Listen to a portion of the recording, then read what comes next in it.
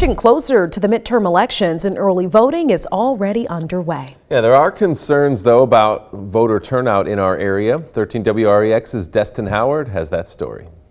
Low voter turnout from the primary election in June is now raising concerns about the amount of people locally participating in the gubernatorial elections. I spoke with leaders from the Rockford League of Women's Voters, who has the breakdown of how many people are actually casting ballots.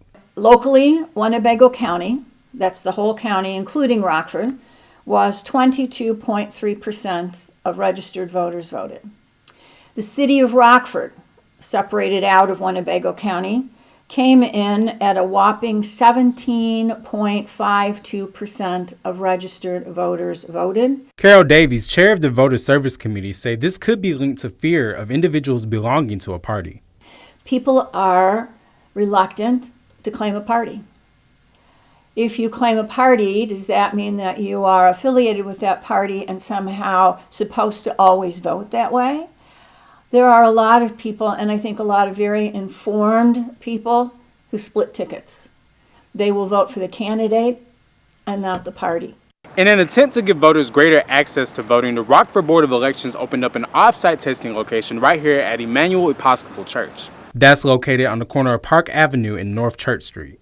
I spoke with officials from the Board of Elections today who tell me 2,100 people have already came in person to early vote and 4,100 have been received so far by mail. However, this is less than expected. I actually was expecting more.